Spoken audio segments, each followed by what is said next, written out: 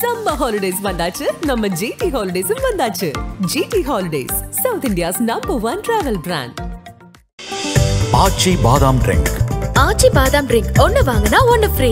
Sir 99 படி ஏறியாச்சு, 100வது படியிலையும் கால் எடுத்து வச்சாச்சு. நோக்கங்கள் உயர்ந்ததாக இருந்ததுன்னா கொண்டு செலுத்துகிற தூரங்கள் ரொம்ப நீளமானதாக இருக்கும்னு சொல்லுவாங்க. அது ஆரம்பித்து அதனுடைய ஃபீட்பேக் அது அடுத்துன்னு போய் இன்றைக்கி 100வதுல இருக்கிறத நினைக்கும் போது ரொம்ப மகிழ்வாக இருக்குது. ஏதோ ஒரு எபிசோடில் நம்ம இதில் பண்ணோம், ஜூமில் பண்ணோம், ஒரே எபிசோடு.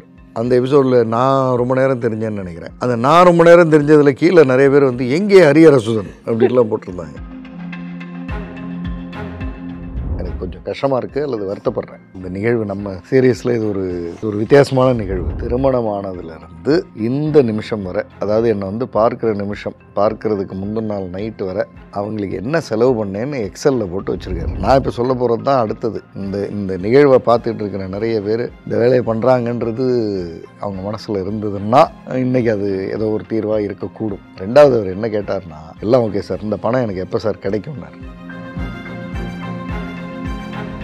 இதை நீங்கள் உங்கள் பையன் பொண்ணு மனைவிக்கிட்ட காண்பிச்சு கேட்டிருக்கீங்களா? கேட்டேன் சார். பையன் சம்பாதிச்சதும் முதல்ல அவன் மூஞ்சில் விட்டு எரிஞ்சிடறேன்றான். சம்பாதிச்சு 4 வருஷம் ஆச்சு, இன்னும் கொடுக்காம 1 பைசா கொடுக்கலாம். அதாவது வீம்புனுடைய உச்சம் எல்லாம் பேசுகிறார். இப்போ நான் அவர்கிட்ட முதல் கேள்வி கேட்டேன், உன்னை யார் கல்யாணம் பண்ணிக்க சொன்னது? இப்படியே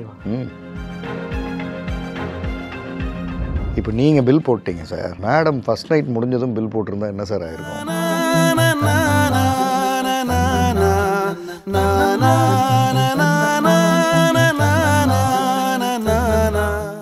நக்கிர நேயர்களுக்கு வணக்கம். நான் விஜய் ஹரிஹரசுதன். மனங்கள் வர்சஸ் மனிதர்கள் = கதைகளில் ஜெய்சன் சார் கிட்டத்தட்ட ஒரு 99 எபிசோடில் பல கதைகள், பல மனிதர்கள், பலரோட வாழ்க்கையில் மாற்றங்கள், ஏற்றங்கள் அப்படின்னு நிறைய விஷயங்கள் சொல்லலாம். எனக்கும் ஒரு முதல் எபிசோட்லேருந்து 99 எபிசோட் வந்திருக்கேன் அப்படிங்கிறது முடிச்சிருக்கோம் அப்படிங்கிறது ரொம்ப சந்தோஷமாக இருக்குது. இது 100வது எபிசோட் மனங்கள் வர்சஸ் மனிதர்கள் = கதைகளில். வணக்கம் சார். வணக்கம் சார். 99 படி ஏறியாச்சு, 100வது படியிலையும் கால் எடுத்து வச்சாச்சு.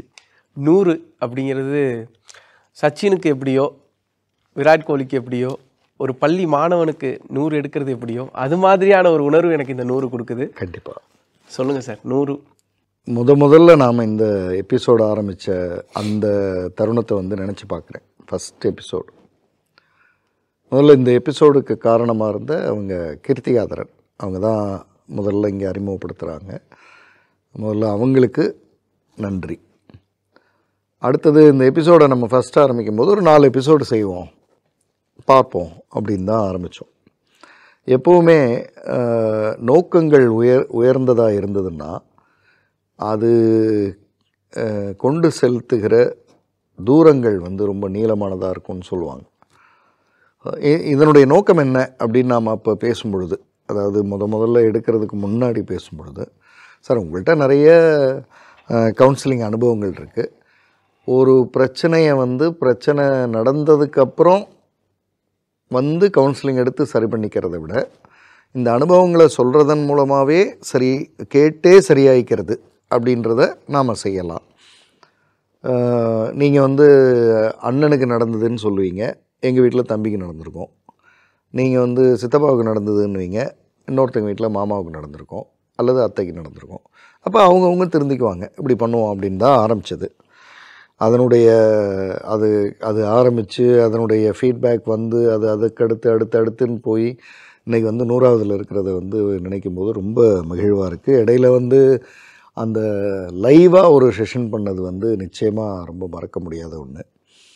அதுலேயும் குறிப்பாக சார் திரு நக்கீரன் கோபால் சார் இன்றைக்கி பார்த்து அதை பாராட்டி பேசினதும் இன்னமும் நிச்சயம் மறக்க முடியாத உணர்வு. அதே மாதிரி இந்த மொத்த டீமுக்குமே, அதாவது கேமராவுக்கு முன்னாடி கேமராவுக்கு பின்னாடின்னு ஒரு டீம் இதுக்காக இயங்கிக்கிட்டே இருக்குது. அனைத்து ஆளுமைகளுக்கும் இதனுடைய இந்த 100ன்றதனுடைய பங்களிப்பு இருக்குது. இதை ரொம்ப சுருக்கமாக உங்கள்கிட்ட சொல்லணும்னா, வருகிற மனிதர்கள் இப்போ ஒரு ஃபேமிலியிலேருந்து வருவாங்க, 4 பேர் வருவாங்க. ஒருத்தங்க பிரச்சனைன்னு வருவாங்க, அவங்கள்ட்ட தான் கவுன்சிலிங் நடக்கும். நான் பேசிகிட்டு இருப்பேன். இந்த மீத 3 பேரில் ஒருத்தங்க எல்லா கவுன்சிலிங்லாம் முடிச்சு போகும்போது தனியாக வந்து சார் உங்கள்கிட்ட ஒரு 2 நிமிஷம் அப்படின்னு வருவாங்க.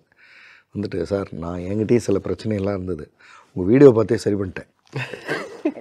நான் அப்போ அந்த மாதிரி நிறைய முறை கேட்டுட்டேன் இதை. ஓகே.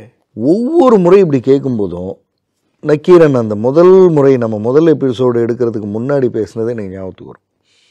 அப்போ சரியான டைரெக்ஷனில் தான் நம்ம போயிருக்கோம். இது பல பேருக்கு, அதாவது இப்போ இந்த நிகழ்வினுடைய நோக்கம் கவுன்சிலிங்க்கு நீங்கள் வாங்கன்றது இல்லை. இந்த நிகழ்வினுடைய நோக்கம் இப்படி பிரச்சனைகள்லாம் இருந்தால் இப்படி தீர்வுகள் இருக்குன்றத அங்கே இருந்தே தெரிஞ்சு திருத்திக்கிறது. அதுவும் முடியல, எனக்கு ஒரு வித்தியாசமான பிரச்சனைன்னா தான் நம்ம கவுன்சிலிங்கிறத பற்றி யோசிக்கிறோம். ஏற்கனவே இருக்கிற ஒரு ப்ராப்ளம், இதே ப்ராப்ளம் தான் எனக்கு, இதே கேள்வி தான் எனக்கும், அவர் கேட்குறது கரெக்ட் தானே அப்படின்னா அங்கேயே அது சரியாகட்டுமேன்றது தான் நோக்கம். அதில் இந்த ஜேர்னி எனக்கும் பிரமிப்பாக இருக்குது. உங்களுக்கு ஒரு சின்ன உதாரணம் சொல்லணுன்னா, ஒரு பிரச்சனை, இந்த பிரச்சனை வேண்டாம், அந்த பிரச்சனையை சால்வ் பண்ணுறதுக்காக 900 கிலோமீட்டர் ஒரு அப்பா அம்மா ட்ராவல் பண்ண போகிறாங்க. 900 கிலோமீட்டர் ட்ராவல் பண்ணி வந்து 1.5 மணி நேரம் பேசிட்டு திரும்ப 900 கிலோமீட்டர் ட்ராவல் பண்ணி போகிறாங்க. ஒரு பிரச்சனை, பெண் சார்ந்த பிரச்சனை. யோசிச்சு பாருங்கள், 900 கிலோமீட்டர் மல்டிப்ளை பை 2, 1800 கிலோமீட்டர். ஒரு உதாரணத்துக்கு 2000 கிலோமீட்டர்னு வச்சுப்போம். இந்த 2000 கிலோமீட்டர் ட்ராவலை அவங்க செய்யணும்னு முடிவெடுக்கிற அந்த தருணம் இருக்குல்ல, போகணும் அப்படின்றது எதனால் நடந்திருக்கும்? இந்த எபிசோடை பற்றிய ட்ரஸ்ட். இல்லைன்னா எப்படி வந்திருப்போம்? எப்படி வருவாங்க? வராங்க, வந்து சின்சியராக இதுக்காகவே நாளே வந்து தங்கி வந்து பேசி பிரச்சனைகளை சால்வ் பண்ணிவிட்டு ஹாப்பியாக போகிறாங்க. ஒரு 3 மாதங்கள் கழித்து, சார் நாங்கள் வந்து இவ்வளோ தூரம் வரணுமான்னு யோசிக்கவே இல்லை சார், ரொம்ப நம்பிக்கையோடு வந்தோம் சார், நல்லபடியாக முடிஞ்சிருக்கு சார், ரொம்ப நன்றி சார் அப்படின்னு சொல்கிறவங்க இருக்காங்க. நாம் இந்த நிகழ்வு வந்து நிறைய பேர் என்கிட்ட கேட்பாங்க.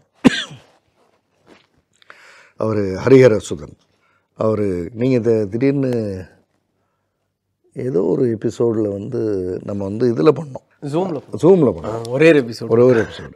அந்த எபிசோடில் நான் ரொம்ப நேரம் தெரிஞ்சேன்னு நினைக்கிறேன். அந்த நான் ரொம்ப நேரம் தெரிஞ்சதில் கீழே நிறைய பேர் வந்து எங்கே ஹரிஹர சுதன் அப்படின்லாம் போட்டிருந்தாங்க. அப்போ அதுதான் உங்களுக்கு கிடைத்த வெற்றின்னு சொல்லுவேன். ஏன்னா எனக்கு வந்து சார், நீங்கள் ஒரு கேள்வி கேட்பீங்க, நம்ம வந்து இந்த கேஸ் ஸ்டடியெல்லாம் முதல்லையே முடிவு பண்ணுறதில்ல. ஸ்டூடியோவில் உட்காந்து நீங்கள் எங்கிட்ட கேட்குற கேள்விகள்லேருந்து இப்படி ஒருத்தர் வந்தார் அப்படின்னு ஆரம்பித்து தான் நம்ம முடிவு பண்ணுறோம்.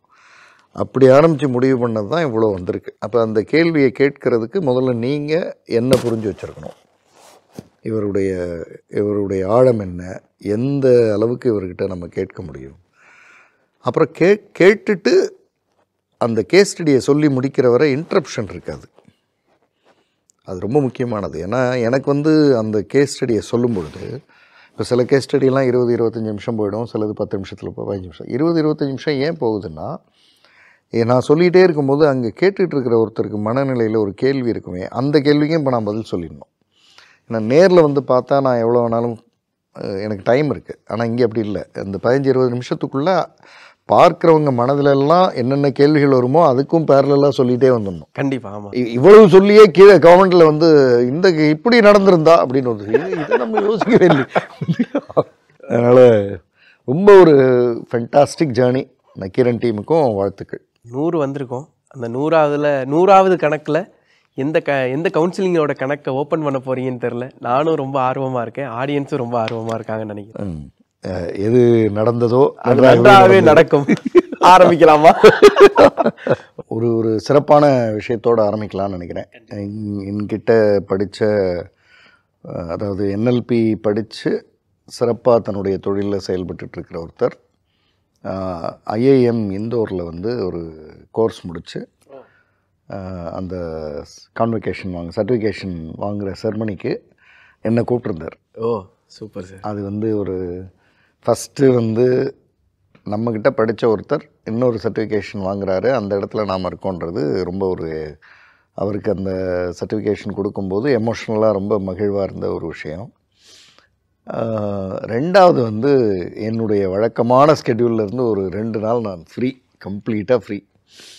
ஸோ ஜஸ்ட் ஐஐஎம் அப்படின்ற ஒரு வளாகத்தில் ஒரு 2 நாட்கள் வந்து ஃபஸ்ட்டு வந்து 2 நாளும் ஒரு 25,000 ஸ்டெப்ஸ் நடந்தேன்.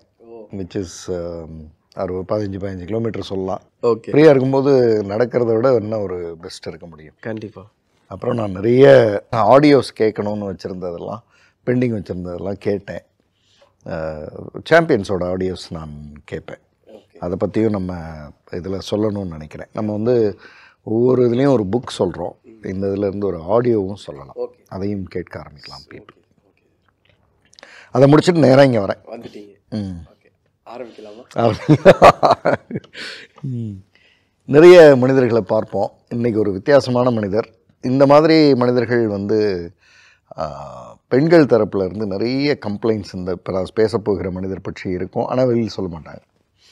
அவங்க அப்படி தான், இந்த அவங்க அப்படி தான்றது இருக்குல்ல ஒரு வார்த்தை, அவங்க அப்படி தான். அதுலேயே பல பேரோட வாழ்க்கை ஓடிட்டுருக்கு. அதையே நீ மட்டும் அப்படின்னு கேட்டால் டிவோர்ஸ் ஆயிரும். அவங்க அப்படி தாங்க என்ன பண்ணுறது அப்படின்றதுலையே ஓடிட்டுருக்கு.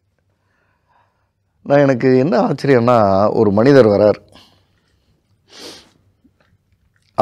அவர் கவுன்சிலிங்க்கு வந்தாரா இல்லை என்ன கேள்வி கேட்க வந்தாரா தெரியல, அவருக்கும் தெரியல. ஆனால் போகணும்னு தோணியிருக்கு வந்தார். ஒரு லேப்டாப் ஓப்பன் பண்ணார். ஒரு மனைவி, 2 குழந்தைங்க, பையன் 1 பொண்ணு 1. பையனுக்கு 28 வயசாகுது, பொண்ணுக்கு 26 வயசாகுது.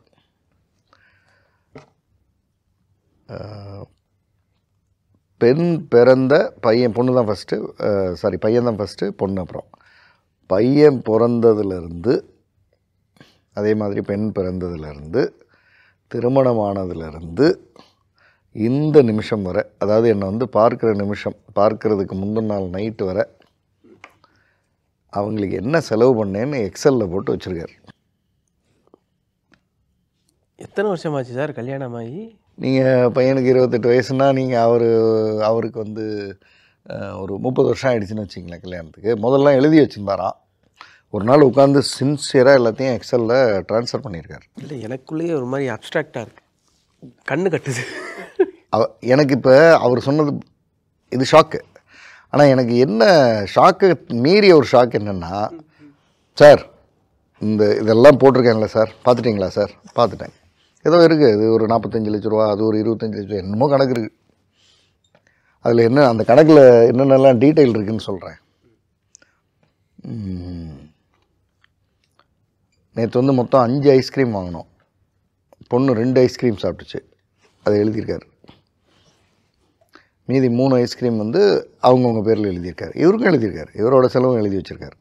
இவரோட செலவை வந்து ஒரு பெருசாக இது பண்ண கன்சிடர் பண்ணுறது. அந்த செலவை காமிச்சார் என்கிட்ட. காமிச்சிட்டு ஒரு கேள்வி கேட்டார். இப்போ நீங்கள் காமிச்சதே அப்ட்ராக்டாக இருக்குது, ஷாக்குன்னீங்கல்ல, நான் இப்போ சொல்ல போகிறது தான் அடுத்தது. இந்த நிகழ்வை பார்த்துக்கிட்டு இருக்கிற நிறைய பேர் இந்த வேலையை பண்ணுறாங்கன்றது அவங்க மனசில் இருந்ததுன்னா இன்றைக்கி அது ஏதோ ஒரு தீர்வாக இருக்கக்கூடும். ரெண்டாவது அவர் என்ன கேட்டார்னா, எல்லாம் ஓகே சார், இந்த பணம் எனக்கு எப்போ சார் கிடைக்கும்னார். இங்கே அடைக்கிற மாதிரி இருக்குது, நல்ல வேலை இங்கே அடைக்கலை அப்படிங்கிறது தான். என்ன பையனுக்கு இவ்வளோ ஆயிருக்கு, பொண்ணுக்கு இவ்வளோ ஆயிருக்கு, மனைவிக்கு இவ்வளோ ஆயிருக்கு, இந்த பணம் எப்போ கிடைக்கும்? இப்போ இதுக்கு நான் வட்டி போடல சார். ஓஹோ, வட்டி போட்டேன்னா அது நல்லா இல்லைல்ல, அதனால் வட்டி போடல. அது தப்பாயிடும்ல. கேபிட்டல் எனக்கு வந்துடணும். நான் வட்டி கேட்கல. நீங்கள் என்னவா இருக்கீங்க சார்? நான் அக்கௌண்ட்ஸில் இருக்கேன்னாரு. ஏதோ ஒரு கம்பெனியில் அக்கௌண்ட்ஸில் இருக்கார். ஆஃபீஸ் ஹவர்ஸ் டைம் எப்போ சார் அப்படின்னு கேட்டேன். அது ரொம்ப ஒரு மாதிரி நல்ல செட்டில்டு. ஒரு 10 மணிக்கு போயிட்டு 4:30க்கெலாம் வர்ற கம்பெனி. இப்போ நிறைய டைம் இருக்குமோ சார் அப்படின்னு கேட்டேன். ஆமாம் சார், அது நம்ம செலவு பண்ணுறதை கரெக்டாக எழுதி வைக்கணும்ல, சின்சியராக எழுதி வச்சுருக்கேன். இவ்வளோ ஆயிருக்கு, எனக்கு வந்து இந்த பணம் வந்து எப்போ கிடைக்கும், கொடுப்பாங்களா மாட்டாங்களா? நீங்கள் கேட்டிங்களா? ஏன் சார் என்கிட்ட வந்து கேட்கணும்னு தோணுச்சுன்னு? அதாவது நான் சொல்கிறத இந்த 3 பேர் வந்து கேட்குறாங்க, கேட்கல. அவங்க சொல்கிறத நான் கேட்குறேன், கேட்கல. குடும்ப வாழ்க்கை ரெகுலர் இருக்குல்ல சார், அதெல்லாம் எல்லாம் நடந்துக்கிட்டு தான் இருக்குது. அவங்களால எனக்கு சந்தோஷம் இருக்குது, என்னால் அவங்களுக்கு நீங்கள் அதெல்லாம் சொல்லி என்கிட்ட இப்போ இந்த கணக்கு நேரெலாம் பண்ணக்கூடாது. அவர் ரொம்ப கிறிஸ்டல் கிளியராக வந்திருக்கார். நீ என்ன வால் போடுவீங்க தெரியும். மனைவியால் உனக்கு ஒரு சந்தோஷம் இருக்குல்ல, குடும்பத்தால் உனக்கு ஒரு சந்தோஷம், இதெல்லாம் சொல்லக்கூடாது. நான் என்னால் சந்தோஷம் இல்லையா, நான் சந்தோஷத்தை கொடுக்கலையா, அதனால் அதெல்லாம் நேராகிடுச்சு. குழந்தைங்களால் உனக்கு ஒரு சந்தோஷம் இல்லையான்னா அப்போ அப்பாவால் குழந்தைங்களுக்கு ஒரு சந்தோஷம் இல்லையா, அதனால் அதெல்லாம் கேட்காதீங்க. எனக்கு இந்த பணம் இந்த குடும்பத்தில் நான் தான் சம்பாதிக்கிறேன், மீதி 3 பேர் பேரில் இன்வெஸ்ட் பண்ணியிருக்கேன். இந்த பணம் எப்போ கிடைக்கும்? சரி, நீங்கள் கேட்குறது கரெக்ட் சார். கரெக்டாக? கரெக்ட். இப்போ தான் நீங்கள் கரெக்டாக பேசுகிறீங்க. சரி, இதை நீங்கள் உங்கள் பையன் பொண்ணு மனைவிக்கிட்ட காண்பிச்சு கேட்டிருக்கீங்களா? கேட்டேன் சார், வருஷம் கேட்டுட்ருக்கேன். பையன் சம்பாதிச்சதும் முதல்ல அவன் மூஞ்சில் விட்டு எரிஞ்சிட்றேன்றான். சம்பாதிச்சு 4 வருஷம் ஆச்சு, இன்னும் கொடுக்குறாங்க, 1 பைசா கொடுக்கல. பொண்ணு எனக்கு கல்யாணம் ஆகும்போது எப்படியாவது கணவர்கிட்ட இதை வாங்கி கொடுத்துருவோம், அவங்கள்ட்ட கவலைப்படாதீங்க அப்படின்னு சொல்லுது. ஒய்ஃப் அவங்க வேலைக்கெல்லாம் போகல. நான் இதை எப்படிங்க கொடுப்பேன், எங்கள் அப்பா போட்ட செயின் இருக்குது, அதை வேணால் தரேன் வச்சிங்க அப்படின்றாங்க. இதெல்லாம் கேட்க நல்லாயிருக்கு சார், ஆனால் பணம் இல்லை சார். இப்படி ஒரு மனிதர் என்ன பண்ணுவீங்க? அவரை கேமரா ஆகனாக இருக்கிறதுனால என்னால் எதுவுமே ரியாக்ட் பண்ண முடியலையே சார். சொல்கிறதுக்கு வார்த்தைகளே இல்லை சார். ஆமாம், அவரோட நிலை 2 விதத்தில் பிரச்சனையானது. ஒன்று இந்த பணத்தை கேட்குறதுன்னு நம்ம நினச்சிட்டு இருப்போம்.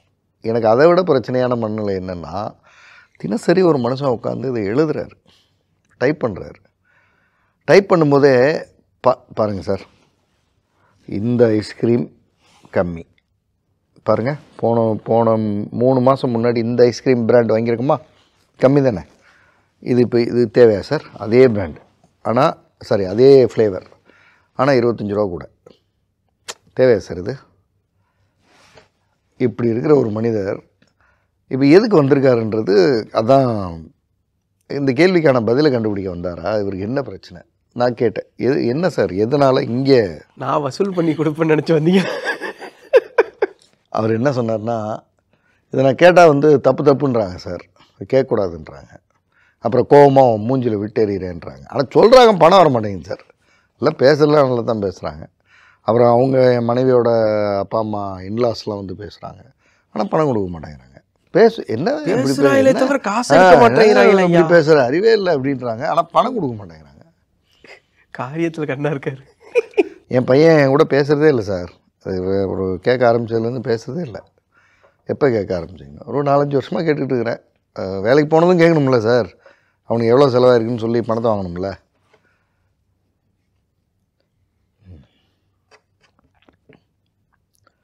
சரி, இப்போ நான் சில கேள்விகள் கேட்டால் கொஞ்சம் கஷ்டமாக இருக்குமே, பரவாயில்லையா அப்படின்னு. நீங்கள் அப்படி தான் கேட்பீங்க, அதுக்காக தான் நான் முதல்ல அதெல்லாம் கேட்குறேன். நீங்கள் என்னை வச்சு அணை கட்டுவீங்கன்னு தெரியும், அதுக்கு முன்னாடியே நான் அணை கட்டி, அதனால முதல்ல கேட்குறேன். அவங்களால எனக்கு சந்தோஷம், என்னால் அவங்களுக்கு அதெல்லாம் சொல்லக்கூடாது. நீங்கள் அவங்களால எனக்கு 4 சந்தோஷம்னா என்னால் 3 சந்தோஷம் இருக்கும் சார். அதனால் அந்த ஒரு சந்தோஷத்துக்கு எவ்வளவு, அதெல்லாம் கிடையாது. ஏன்பா, குழந்தைய விட ஒரு பெரிய மகிழ்ச்சி என்ன அப்படின்னு நீங்கள் சொன்னீங்கன்னா, அப்பாவை விட ஒரு பெரிய மகிழ்ச்சி என்ன? எத்தனை பேருக்கு அப்பா இல்லை? நான் அப்பாவாக இருக்கேன்ல. அதாவது வீம்புனுடைய உச்சம் அதெல்லாம் பேசுகிறார். இப்போ நான் அவர்கிட்ட முதல் கேள்வி கேட்டேன், உன்னை யார் கல்யாணம் பண்ணிக்க சொன்னது? இப்படியேவா? சூப்பர். இந்த ஒன்றுன்றதை வாலண்டரியாக சொன்னேன், உங்களை சொல்ல. ஒன்று சார் ஒன்றுன்னா சொன்னீங்க. ஆமாம் சார், உன்னை யார் கல்யாணம் பண்ணிக்க சொன்ன? இல்லை சார், நார்மலாக உங்களை அப்படி தானே சொல்லுவாங்க. உன்னை யார் கல்யாணம் பண்ணிக்க சொன்ன? நான் இந்த உங்களிலிருந்து உன்னைக்கு ஏன் வந்தேன்னு அப்புறம் சொல்கிறேன். உன்னை யார் கல்யாணம் பண்ணிக்க சொன்னாங்க? இல்லை சார், இப்போ பேரண்ட்ஸு அப்புறம் அந்த டைம் வரும்போது எல்லாம் சொன்னாங்க. உங்களுக்கு அதில் ஆசை இருந்ததா இல்லையா? இருந்தது சார், ஆனால் இவ்வளோவெல்லாம் செலவாகுன்னு தெரிஞ்சுருந்தால் நான் பண்ணியிருக்கவே மாட்டேன் சார். என்ன சார், கிட்டத்தட்ட ஒரு எல்லாம் கால்குலேஷன் போட்டு பார்த்தா கிட்டத்தட்ட ஒரு 1.5 கோடி பக்கம் போயிருக்கு சார் செலவு. எதுக்கு சார், இது தேவையில்லாத வேலை சார்.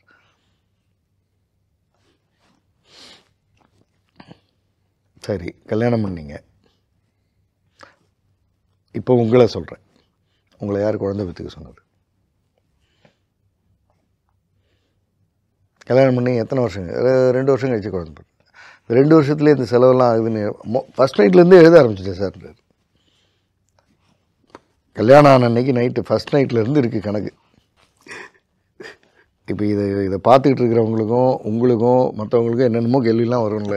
மூளைக்குள்ளே ஊசி குத்திட்டு இருக்கு. ஆமாம், அதெல்லாம் அவர் வந்து வெளியில் கூட்டிகிட்டு போனது, காஃபி வாங்கி கொடுத்தது, அதாவது 2 பேரும் வந்து கல்யாணம் ஆன அன்றைக்கி மறுநாள் வந்து இது ஒரு கோயிலுக்கு போனால் நல்லதுன்னாங்க. அந்த கோயிலுக்கு போய் அந்த தட்டில் 10 ரூபா போட்டது எல்லாம் எழுதி வச்சுருக்காரு. நைட் ஆனால் இதான் வேலை போல். எனக்கு இது இப்போ பணம் வரணும். அவர் பணம் வரணுன்றதுனுடைய பின்னாடி இருக்கிறதுக்கு அப்புறம் வருவோம். ஆனால் இந்த பணம் வரணுன்றதுல ஏன் இவ்வளோ ஸ்ட்ராங்காக இருக்கார் அப்படின்னா, அவருக்கு ஒரே ஒரு லைன் தான். 4 பேர் இருக்கோம் சார், என்னால் அவங்களுக்கு சந்தோஷம், அவங்களால எனக்கு சந்தோஷம். ஸோ எல்லோரும் சந்தோஷம்தான். நான் மட்டும் ஏன் சார் பணத்தை கொடுக்குற ஆளாக இருக்கேன்? அவங்க என்ன சார் கொடுத்தாங்க? 4 பேர்கிட்ட இருந்தும் ரோல் பணம்னு வரும்போது மட்டும் ஏன் சார் சிங்கிள் பர்சனாக இருப்பேன்? இவ்வளோதான் கேள்வி. என் 1.25 கோடி என்ன ஆச்சு, எப்போ வரும்? இப்போ நான் அவர்கிட்ட கேட்டேன், ஃபால்ட்டுக்கும் க்ரைமுக்கும் என்ன வித்தியாசம்? ஃபால்ட்னா தெரியாமல் நடந்தது. ஃபால்ட் வந்து தெரியாமல் பண்ணுறது சார், கொஞ்சம் யோசிச்சு. க்ரைம் வந்து பிளான் பண்ணி பண்ணுறது சார். சரி, நம்ம ஏற்கனவே 2 க்ரைம் பண்ணிட்டோம் சார் அப்படின்னாரு. 2 க்ரைம் பண்ணிட்டோம், இப்போ 3வது க்ரைம் பண்ணிகிட்ருக்கோம் அப்படின்னா புரியல அவருக்கு. முதல் க்ரைம் மேரேஜ் பண்ணது. மேரேஜுக்கு முன்னாடி நீங்கள் உங்கள் அப்பாக்கிட்டேருந்து வாங்கின பணம் அதெல்லாம் எழுதி வச்சுருக்கீங்களா? அப்படின்னா இல்லை சார், அப்போ எனக்கு இதெல்லாம் தோணலை சார், சம்பாதிச்சதுலேருந்து என் செலவு கணக்கு எழுதி வச்சுருக்கேன் சார். சரி, உங்கள் செலவு கணக்கு எழுதி வைக்கும்போதே உங்களுக்கு தெரியும்ல, உங்கள் கூட இன்னொருத்தங்க வரப்போகிறாங்க, அவங்களுக்கும் செலவாகும்னு தெரியும்ல. தெரிஞ்சே தானே பண்ணோம் மேரேஜ், அப்போ அது க்ரைம் தானே. சரி, முதல்ல அந்த பிரச்சனையை முடிச்சுட்டு அப்புறம் இங்கே வருவோம். அப்பாவுக்கு ஏன் இன்னும் பணம் கொடுக்கல? அப்பா இறந்துட்டார் சார், அம்மா இருக்காங்க, அவங்கள்ட்ட கொடுக்க வேண்டியது தானே பணத்தை. அம்மா அவங்க ஒன்றும் கேட்டதில்லை, கேட்கலன்னா நம்ம தான் நியாயமான ஆளாச்சுல்ல, நம்ம கொடுத்துடணும்ல. அவங்க கேட்கலன்றது அவங்க பெருந்தன்மை, நம்மளும் அதுக்கு ஈக்குவலாக பெருந்தன்மையோட பணத்தை கொடுத்துடணும்ல, ஏன் கொடுக்கல? அவர் செலவு பண்ணது என்ன தோராயமாக இருக்கும்? என்னென்னமோ கணக்கெல்லாம் போட்டார். அந்த பணத்தை திருப்பி அப்படி பார்த்தா கூட ரொம்ப கம்மி தான் சார், அது ஒன்றும் பெரிய பிரச்சனை இல்லை சார், நாளைக்கே கொடுத்துடலாம் சார். கொடுத்துருங்க. கொடுத்து உங்கள் அம்மா வந்து அதை வாங்கிட்டோம், வாங்குறாங்களான்னு தெரில, வாங்கிட்டோம், அப்புறம் நாம் இதை பற்றி பேசுவோம் அப்படியே கொஞ்சம் யோசனையாகவே இருந்தார். சரி, இந்த முதல் க்ரைமை கூட நான் வந்து சரின்னு சொல்கிறேன். 2வது க்ரைம், எனக்கு இவ்வளோ செலவாகுது, மனைவி வந்தால் இவ்வளோ செலவாகுது, இப்போ குழந்தை வரப்போகுதுன்னா அதுவும் செலவாகுதுன்னு தெரியுமில்ல, தெரிஞ்சு தானே பண்ணோம். யார் பற்றிக்க சொன்னா? அதை வற்புறுத்துறாங்க. இதை யாரும் உங்களை வற்புறுத்தல இல்லை, அது கூட வயசு இருந்துருச்சு, இப்போ கல்யாணம் பண்ணிப்பான்னு அம்மா அப்பா வற்புறுத்துறாங்க. யார் உங்களை பண்ண சொன்னா? சரி, ஒரு குழந்தை பிறந்தது, ரைட்டு, செலவு கூடுது. 2வது குழந்தைங்க சார், இப்போ கல்யாணம் பண்ணால் எல்லாருக்கும் நடக்கிறது தானே சார், எல்லோரும் தானே செலவு பண்ணுறாங்க, யாரும் கேட்கலையே சார். யாரும் கேட்கல சார், அதனால் நான் கேட்குறவன் வந்து இல்லைனா சார், நான் வந்து தப்பா சார்? 4 பேர் இருக்கோம் சார், ஒரு ஆள் அதே லைனுக்கு வராரு திரும்ப. 4 பேர் இருக்கோம் சார், ஒரு ஆள் சார் 3 பேருக்கு செலவு பண்ணுறேன் சார், ஏன் சார் என் பணம் மட்டும் போகணும்? தான் அவரோட பிரச்சனை. சரி, ஃபேமிலிக்கும் ஆஃபீஸுக்கும் என்ன வித்தியாசம்னு கேட்குறேன். ஃபேமிலி எல்லாம் ஒன்று தான் சார், இல்லை ஒன்று தான் சார், அங்கேயும் வரவு செலவு இங்கேயும் வரவு செலவு எல்லாம் ஒன்று தான் சார், அங்கே போகிற மாதிரி அங்கே போகிறோம், இங்கே வரோம், அப்படி எல்லாம் பேசுகிறார்.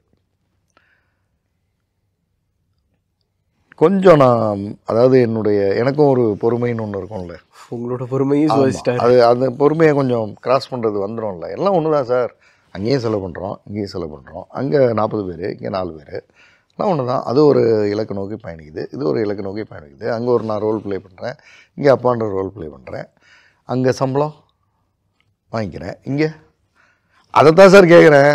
நான் மட்டும் செலவு பண்ணிகிட்ருக்கேன். இன்னும் உங்களுக்கு சமைச்சு போட்டாங்களே மனைவி, அவங்களுக்கு சம்பளம் கொடுத்தீங்களா? அப்போது நான் இப்போ தான் முதல் கேள்வி வைக்கிறேன். அந்த 2 க்ரைம் பண்ணிங்கல்ல, அதுக்கான தண்டனை இருக்குது, அதுக்கு வரேன். ஏன்னா க்ரைம் பண்ணால் தண்டனை உண்டு. அதுக்கு வரேன், அப்புறம் வரேன், இப்போ இதை பேசுவோம் அப்படின்ட்டு பேசுகிறேன். உங்கள் மனைவி இல்லைன்னு வச்சுக்குவோம், இறந்துட்டாங்கன்னு வச்சுக்குவோம், யார் யாரெல்லாம் இந்த வீட்டுக்கு வந்தாகணும்? புரியல சார். நான் இல்லை, இப்போ மனைவி சில வேலைகளை பார்த்துட்ருக்காங்கல்ல, அந்த வேலையெல்லாம் பார்க்கணும்னா யார் வரணும்? ஒருத்தவங்க வந்து வீடு க்ளீன் பண்ணணும் சார், சரி, ஒன்று. அவங்களே வந்து துவைப்பாங்களான்னு தெரியல, இன்னொருத்தவங்க வந்து துவைக்கணும் சார், 2. குழந்தைங்கள பார்த்துக்க ஒருத்தங்க வேணும் சார், 3. வீட்டில் முக்கியமான பொருட்கள் அது இதெல்லாம் வச்சுருப்பீங்கள்ல, அதையெல்லாம் பார்த்துக்கிறதுக்கு இவங்கள்ட்டே ஒப்படைச்சிருவீங்களா? வீடு க்ளீன் பண்ணுறவர்கிட்டயே கையில் பணம் இவ்வளோ இருக்குது, நகை இவ்வளோ இருக்குது, பார்த்துங்கன்னு கொடுப்பீங்களா? இல்லை சார், அது தனியாக ஒரு மேனேஜர் மாதிரி ஒருத்தவங்க போடணும் சார். 4, குழந்தைங்களுக்கான தேவைகள், குழந்தைங்கள பார்த்துக்கிறது, அதெல்லாம் இவங்கள்ட்டே கொடுத்துருவீங்களா? அது தனியாலாம் இவங்களே பார்க்கலாம், ஆனால் அது தனியால் போட்டால் தான் சார் கரெக்டாக இருக்கும். 5, உங்கள் உடல் தேவையெல்லாம் இருக்கே அதுக்கு அது ஒரு ஆள், 6 பேர். இன்னும் நிறையா சொல்லலாம், நான் இதோட நிறுத்திக்கிறேன். இந்த 6 பேருக்கு மாதம் எவ்வளோ சார் கொடுப்பீங்க? அமைதியாக இருக்காரா?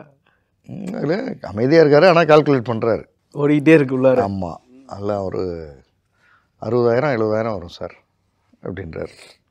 சரி, 60 × 12 × 30 வருஷம் போட்டால் அது ஒரு அமௌண்ட் வரும், அது பார்த்துக்கலாம். ஆனால் எனக்கு இந்த மீதியெல்லாம் வேண்டாம். உங்கள் உடல் தேவைக்கு சொன்னீங்கள்ல, அதுக்கு எவ்வளோ? அது எவ்வளோ போட்டிருக்கீங்க? அதுவும் இந்த 60,000னா 12,000 அளவுக்கு அப்படி போட்டிருக்கீங்களா? அப்படின்னா அவரால் ஒன்றும் பேச முடியல, அமைதியாக இருக்கார். உடல் தேவைக்கு மட்டும் பணத்தை அவங்க டிசைட் பண்ணுவாங்க. நல்லா கேட்குறவங்களும் கிளியராக புரிஞ்சுக்கணும், அதை யாரும் எங்கேயும் தப்பாக எடுத்துடக்கூடாது. மனைவியை நாம் இப்போ பேசவே இல்லை. மனைவியோட இடத்த இட்டு நிரப்புறதுக்கு 6 பேர்னு அவர் தான் சொல்கிறார். இந்த 6 பேரில் மீதி 5 பேரை பற்றி நான் கேட்கவே இல்லை. ஏன்னா அவர் ஈஸியாக வருது, இவர் தானே முதலாளி, இவர் சொல்கிறது தானே. ஆனால் உடல் தேவைன்னும் போது வர்றவங்க தான் டிசைட் பண்ணணும். அவங்க ஏன் வரணும்? உங்களை ஏன் திருப்திப்படுத்தணும்? இல்லை, உங்கள்கிட்ட ஏன் வரணும்? உங்களை விட இன்னும் 4 பேர். நீங்கள் பிஸ்னஸ் சொல்கிறீங்களா சார், அவங்களுக்கு பிஸ்னஸ் இருக்காதா? இன்னும் 5 பேர் இருந்தால் யார் அதிகம் கொடுக்குறாங்களோ போயிட்டு போகிறாங்க. அதுக்கு எவ்வளோ? அது இவர் ரொம்ப ரொம்ப புத்தால்தனமாக அது ஒரு 12,000 15,000 ஏதோ கால்குலேஷன் போட்டு வச்சுருந்தார். அது நீங்கள் முடிவு பண்ணக்கூடாது. நான் இப்படி பேசக்கூடாது, ஆனால் நீங்கள் பேசிட்டதுனால பேச வேண்டியதாக இருக்குது. அதனால தான் சொன்னேன், முதல்லையே ஹார்ஷாக இருக்கும், பரவாயில்லையான்னு கேட்டேன். நீங்கள் பரவாயில்ல, நீங்கள் சிங்கிள் டைமுக்கு 1 லட்ச ரூபா உடல் தேவை. இப்போ கால்குலேஷன் போடுங்க, பார்த்துருவோம் என்ன நடக்குதுன்னு பார்த்துருவோம். இப்போ அதை கால்குலேட் பண்ணியிருக்கீங்களா? அப்படி இல்லை சார், அது 2 பேருக்கும் சந்தோஷம் தானே சார், அதனால் நான் அதை இந்த கதையெல்லாம் பேசக்கூடாது. நீங்கள் அதாவது இந்த மாதிரியான மனிதர்கள், இப்போ இவரோட பிரச்சனை வந்து இப்போ நம்ம பேசினது இல்லை சார். இவரோட பிரச்சனை வந்து பணத்தின் மேலே இருக்கிற அதீத ஆர்வம். அது எங்கே வந்து அது வந்து கண்ணுக்கு முன்னாடி இருக்கிற உறவு தெரியல, மனைவின்ற பெண்மை புரியலை, குழந்தைகள்ன்ற ஒரு எதிர்கால பக்குவம் இதெல்லாம் புரியல அவருக்கு. இல்லை, இந்த ஸ்தானம்னு சொல்லுவோம்ல சார், கணவன் ஸ்தானம், தகப்பன் ஸ்தானம், அதெல்லாம் இல்லை, எதுவுமே கிடையாது. எல்லாத்தையும் இந்த பணத்தின் மேலே இருக்கிற இது வந்து அவரை மறைக்குது. இப்போ அவரை புரிய வைக்க, அதாவது உங்கள் விண்டு ஷீல்டு இருக்குல்ல, கார் கண்ணாடி விண்ட்ஷீல்டு, அது ஃபுல்லாக சேரு. அதை கழுவுறதுக்கு தண்ணி அப்படி லேசாக அப்படி தொடச்சிட்டு இருந்தால் வேலைக்கு ஆகாது. நல்லா ஃபுல் ஸ்ப்ளாஷில் அடித்தா தான் அது முதல்ல இல்லை. ஏன்னா அப்படியே ரொம்ப நாளாக கழுவாதனால ஒட்டி போய் கிடக்குது. அதனால தான் அந்த கேள்வி கேட்டேன். சில நேரங்களில் சில பிரச்சனைகளை வந்து நம்ம வழக்கமான முறைகளை விட வித்தியாசமான கேள்விகள் மூலியமாக தான் தீர்க்க வேண்டியதாக இருக்குது. ஒரு முறை அப்படின்றதுக்கு 1 லட்ச ரூபா அப்படின்னு வச்சுக்குவோம். அப்படின்னா எத்தனை தடவை இப்போ இந்த கணக்குக்கு எங்கே போகிறது? நீங்கள் எதுமோ கணக்கு போட்டிருக்கீங்களே, இதெல்லாம் அது ஒன்றுதே சரியாக போயிடும். கரெக்ட். அமைதியாக இருக்கார். இல்லை சார், அது மனைவி இல்லை சார். என்ன சார் திடீர்னு மனைவி வந்துட்டாங்க? இப்போது நான் அவங்கள சொன்னதும் மனைவி வராங்க. உங்கள் பொண்ணு இல்லை சார், ஒரு பொண்ணை வந்து பொண்ணாக எடுத்துக்கிறீங்க. உங்கள் பொண்ணு இறந்துட்டாங்க, நல்லா இருக்கட்டும், 100 வருஷம் ஆனால் இறந்துட்டாங்க. ஒரு பொண்ணை தத்து எடுக்கிறீங்க. உங்கள்கிட்ட பொண்ணாக இருக்கிறதுக்கு அந்த பொண்ணு எவ்வளோ கேட்குது? எவ்வளோ கேட்கும்? உங்களுக்கு பிடிச்ச மாதிரி பொண்ணாக இருக்கணும், அந்த பொண்ணு கேட்கும்ல, உங்கள்கிட்ட ஏதோ கேட்கும். கண்டிப்பாக கேட்கும். இல்லை பொண்ணு செத்து போச்சுன்னா அப்பா செலவு குறைஞ்சதுன்னு நினைப்பீங்களா? இல்லை சார் என்ன சார் இப்படி சொல்லிட்டீங்க. ஆமாம் ரைட். வந்ததும் கேட்டிருந்தா அப்பான்னு இருப்பார். இப்போ கேட்கும்போது ஆமாம். நம்ம ஒரு பொண்ணு வந்து உங்களுக்கு மகளாக நடிக்கணும்னா அது மாதம் கிட்டத்தட்ட ஒரு 5 லட்ச ரூபா கொடுன்னு கேட்கும். ஒரு பையன் உங்களுக்கான உண்மையான பையனாக இருக்கணும்னு நினச்சா அவன் 10 லட்ச ரூபா கேட்பான். போடுங்க கணக்கு போடுங்க பார்த்துருவான். முதல் வருஷத்துலேருந்து போடணும். இப்போ 30 வருஷம் ஆச்சு. ஆமாம் சார், அது கணக்கே போட வேண்டாம் சார், 2 வருஷத்தில் முடிஞ்சு போச்சு. ஏன்னா கணக்கு போட்டார். உங்களுக்கும் மனைவிக்குமான உறவு நல்லா இருக்கா? நல்லா இருக்கு. அதை விலை மதிக்க முடியுமா? இல்லை சார் முடியாது சார். அதுக்கு விலை போட்டால் வலிக்குதா? வலிக்குது. அப்போது உங்களுக்கு உடம்பு சரியில்லாதப்ப பார்த்துக்கிட்டாங்களா? அவர் பேசும்போது சொன்னது 2-3 தடவை சொன்னார், உடம்பு சரியில்லை அதெல்லாம் பார்த்துருக்காங்க. பார்த்துக்கிட்டாங்களா? பார்த்துக்கிட்டாங்க. இதுக்குன்னு ஒரு நர்ஸை வந்து நீங்கள் வச்சிங்கன்னா எவ்வளோ பே பண்ணுவீங்க? ஏன் போடல அது? அது என்ன சார் ஒன் வே டிராஃபிக்காக இருக்குது. பணம் கொடுக்குறதுனா மட்டும் நீங்கள் கொடுத்தது மட்டும் போடுறீங்க. இப்போ அவங்க உங்களுக்கு செஞ்சதெல்லாம் எடுத்துட வேண்டியது தானே. நீங்கள் செஞ்சதுக்கெல்லாம் பணம் கொடுத்ததா போட்டிருக்கீங்க. நீங்கள் கஷ்டப்பட்டீங்க, ஆஃபீஸ் போனீங்க வந்தீங்க, பணம் கொடுத்ததை போட்டிருக்கீங்க. அவங்க என்னமோ செஞ்சாங்கல்ல இந்த ஃபேமிலிக்கு, அதுக்கும் அவங்க பணம் போடுறாங்க. இப்போ யார் கொடுக்கறது, யார் வாங்கிறது? அதனால தான் இந்த குடும்பம்ன்ற இடத்துல மட்டும் கணக்கு வழக்க ஒரு ஓரமாக வச்சுட்டு ஒருவருக்கொருவர் ஒருத்தருக்காக ஒருத்தர் வாழுதல் அப்படின்ற உயர்ந்த எண்ணத்தில் வாழறதுனா குடும்பமாக வாழணும். இல்லைன்னா தனியாக போய் நீ எப்படி வாழணுமோ வாழ்ந்துக்க அப்படின்னு ஒரு வார்த்தை. அந்த இடத்துல தான் ஒரு வார்த்தை சொல்லுவாங்க, குடும்பமாக இருக்கணும்னா பொறுப்பாக இருக்கணும்னு வாங்க. இந்த பொறுப்புன்றதுக்கு அர்த்தம் வந்து ஒருவரை ஒருவர் சார்ந்திருத்தல் அல்லது ஒருத்தருக்காக ஒருத்தர் வாழுதல், பொறுப்புடன் வாழுதல். இப்போ நான் அந்த 2 கிரைமுக்கு வரேன். முதல்ல பேசணும்ல சார், 2 கிரைம். இந்த 2 கிரைமு நார்மலாக நம்ம 2 கிரைம் பண்ணால் என்ன தண்டனை? ஜெயிலில் போட்டுருவாங்க. மேரேஜுக்கு முன்னாடி மேரேஜ் பண்ணது ஒன்று, குழந்தை பெற்றது ஒன்று, 2 கிரைம் பண்ணால் இதுக்கு என்ன தண்டனைன்னா பொறுப்பாயிடும். அதுதான் தண்டனை. பொறுப்பாகிறதுனா அவங்க 3 பேரை அன்கண்டிஷ்னலாக கவனிக்கணும். அவங்க உங்களை அன்கண்டிஷ்னலாக கவனிப்பாங்க, கவனிச்சிருக்காங்க. இப்போ நீங்கள் பில் போட்டீங்க சார், மேடம் ஃபஸ்ட் நைட் முடிஞ்சதும் பில் போட்டிருந்தா என்ன சார் ஆகிருக்கும்? அவங்க ஒரு ப்ராப்பர் இன்வாய்ஸ் ரெடி பண்ணி இவ்வளோன்னு போட்டால் என்ன பேசியிருப்பீங்க நீங்கள்? ஆனால் அமைதியாக உட்காந்துருக்காரு, பேச முடியல. இப்போது என்ன சார் கணக்கெல்லாம் கரெக்டாக போட்டிங்க, இப்போ அதுக்கு ஒரு கணக்கு போட்டு சொல்லுங்கள் சார் கரெக்டாக. எங்கத்தை நான் போடுறது, அதான் அவங்க போடணும்னு சொல்லிட்டீங்களே. ஒரு அணை கட்டினாரு, நீங்கள் டேம் கட்டிட்டீங்க. இது இப்போ நான் கேட்குறதுக்கு இதை ஆக்சுவலாக இந்த விஷயத்தை பகிர்றதுக்கே நான் எனக்கு கொஞ்சம் கஷ்டமாக இருக்குது அல்லது வருத்தப்படுறேன்.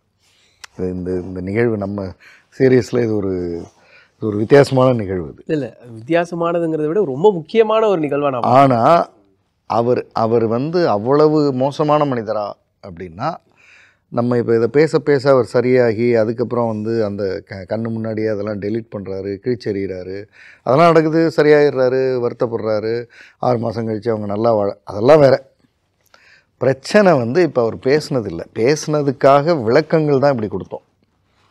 பிரச்சனை என்னென்னா பணத்தின் மேலே இருக்கிற பேரார்வம் கூட இல்லை, பேராசை, பெருஞ்சுவர். ஆமாம், அப்படியே எல்லாம் பணமாக தெரியும். காலில் கொலுசு போட்டிருக்காங்க, ஐயோ இந்த கொலுசு உடஞ்சிடுச்சுன்னா இதுக்கு வேறு ஒரு 4500 ரூபா ஆகுமே, அப்படி தான் தெரியும். செருப்பு பார்த்தா செருப்பு வேறு பிஞ்சு போகிற மாதிரி இருக்குது. போன தடவை எவ்வளோக்கு வாங்கினோம்? 450 ரூபா. இப்போ திரும்ப இப்போ எப்படியும் ஒரு 650 ரூபா. இப்படியே ஒரு மனுஷன் பார்த்துக்கிட்டு இருந்தா இப்படி இருக்காங்க, மனிதர்கள் இருக்காங்க. ஆனால் இவங்க என்ன செய்வாங்கன்னா, இவங்க இந்த மாதிரி மனிதர்கள், இதை பார்த்துட்டு இருக்கவங்களுக்கும் சொல்லிடுறேன், இந்த மனிதர்கள் ரொம்ப அழகாக ஒரு போர்வையை பொத்திக்குவாங்க. உங்களுக்காக தானே செய்கிறேன்.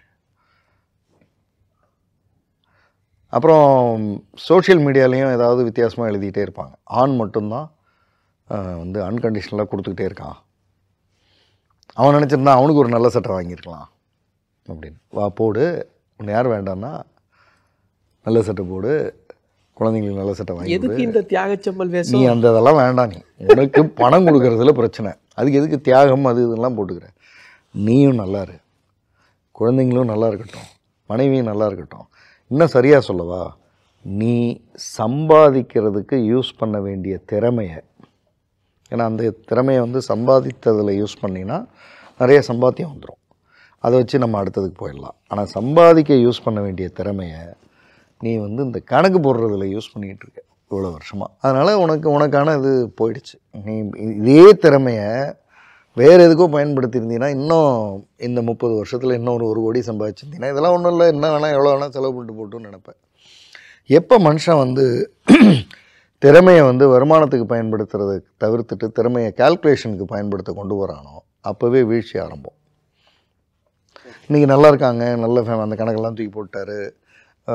இடையில ஒரு தடவை பார்க்கும்போது, சார் அந்த கணக்கு எக்ஸலில் எப்படி சும்மா இருக்குது சார், வெக்கமாக இருக்குது, ஏதோ உங்கள்கிட்ட வந்து பேசினேன் அப்படியே போயிடுச்சு. நீங்கள் வேறு அநியாயத்துக்கு கேள்வியெல்லாம் கேட்டீங்க, 1 லட்ச ரூபான்றீங்க, எனக்கு பயமாக இருக்குது இப்போ ஒவ்வொரு தடவையும் அப்படின்ட்டு. அப்போ நீங்கள் முள்ளை வந்து முள்ளால் எடுக்கிறதுன்னு வாங்க. நம்ம நோக்கம் வந்து உறவுகளை கொச்சைப்படுத்துகிறதோ இந்த மாதிரி தொழில் செய்கிற மனிதர்களை இழிவுபடுத்துகிறதோ அல்ல. ஓகே, நம்ம நோக்கம் வந்து இவ்வளவு புனிதமான ஒரு விஷயத்தை எப்படி நீ வந்து ஒரு பணம் அப்படின்ற உறவோடு போய் வைக்கிற? அப்போ உனக்கு அதை எப்படி புரிய வைக்கிறது? அப்போ பணம் சார்ந்த உறவுகளை உனக்கு சொன்னால் தான் புரியும். இந்த பெருமூச்சு எதுக்குன்னா, கணக்குன்னு யதார்த்தமாக தான் ஆரம்பித்தேன். ஆனால் இது மாதிரி வாழ்க்கையில் கணக்கு போட்டு ஒரு மனுஷன் வாழ்வாரா, குடும்பத்துக்குன்னு இவ்வளோ கணக்கு போடுவாரா அப்படின்னு சத்தியமாக தெரில. எனக்கு வந்து இந்த எபிசோட்லேயே சொல்லிகிட்டு இருக்கும்போது தான் இங்கே அடைக்க வேண்டியது இங்கே அடைச்சிருச்சு. ஒரு ஆச்சரியத்தோடு இந்த 100வது எபிசோட் முடியுது. அது மட்டும் இல்லை, இன்னொரு ஆச்சரியமும் காத்திருக்கு. 100வது எபிசோடில் எந்த புத்தகத்தையும் எந்த ஆடியோ புக்கையும் சொல்ல போகிறாரு சார் அப்படிங்கிறதுல நீங்கள் மட்டும் இல்லை, நானும் ஆர்வமாக இருக்கேன். என்னன்னு கேட்டு தெரிஞ்சுக்கும். அதாவது நான் வந்து சில புத்தகங்கள் வந்து நமக்கு வந்து கொஞ்சம் கண்களை திறக்கும். வைஸ் அண்ட் அதர்வைஸ் அப்படின்னு ஒரு புத்தகம், சுதா நாராயணமூர்த்தி, இன்ஃபோசிஸ் நாராயணமூர்த்தி அவங்களோட மிஸ்ஸஸ், அவங்க எழுதின புத்தகம். அவங்க வந்து கிராமப்புறங்களுக்கு சென்றபோது பார்த்த மனிதர்கள், அந்த மனிதர்கள்ட்ட இருந்த நேர்மை, வெளிப்படைத்தன்மை, உண்மை, அதையெல்லாம் எழுதியிருக்காங்க. ஓகே, புத்தகம் பேர் என்ன சொன்னீங்க? Wise and otherwise. ஓகே, இந்த புத்தகம் வந்து நிச்சயமாக படிக்கணும். இதே மாதிரி ஒரு இன்னையிலேருந்து ஒரு காணொளி, அதாவது நான் வந்து தினசரி காலையில் முதல் 1 மணி நேரம் என்னோடய ஆடியோவில் நான் கேட்கறது வந்து ஏதோ ஒரு சாம்பியனோட இன்டர்வியூ. அப்படி நான் வந்து ரொம்ப ரசித்து கேட்ட ஒரு இன்டர்வியூ வந்து சுஷ்மிதா சென். நம்ம வந்து ஷக்கலக்க பேபின்னு தான் தெரியும் அவங்கள. ஆனால் சுஷ்மிதா சென் அப்படின்றவங்க வந்து பெண் குழந்தையை அடாப்ட் பண்ணவங்க திருமணத்துக்கு முன்பே. 2வது முறையும் பெண் குழந்தையை அடாப்ட் பண்ணவங்க. இந்த 2க்குமே சட்டத்தில் அப்போ இடம் இல்லை. இந்தியன் கவர்மெண்ட் சட்டத்துக்கு எதிராக போராடி 2 குழந்தையை அடாப்ட் பண்ணவங்க. இது எத்தனை பேருக்கு தெரியும் தெரியல. அதை பற்றி அவங்க சுஷ்மிதா சென் இன்டர்வியூன்னு போட்டால் யூடியூப்பில் வந்துடும். அதை பற்றி அவங்க பேசியிருக்காங்க. 1 மணி நேரம் இன்டர்வியூ கேட்டால் ஒரு நாம் திரையில் அவங்கள பற்றி ஒரு இமேஜ் வச்சுருக்கோம்ல, அது மாறிடும். அப்படி ஒரு ஆளுமை. ஸோ இது 2ஐயும் படிக்கணும். வைஸ் அண்ட் அதர்வைஸில் மனிதர்களுடைய நோக்கம், அண்டு இதில் வந்து குழந்தைகள் அவங்கள தத்தெடுக்கிறது, அதுக்கு இடையில் இருக்கிற பிரச்சனைகள், அதுக்கு தகுதியான ஆட்களாக நம்ம எப்படி மாறுறது, இதெல்லாம் வரும். அதில் ரொம்ப யூஸ்ஃபுல்லான ஒன்றா இருக்கும்னு நினைக்கிறேன் சார். தேங்க்யூ. தேங்க்யூ. நக்கீரன் டிவிக்கு சப்ஸ்கிரைப் செய்யுங்கள். உங்கள் ஆதரவே எங்கள் பலம்.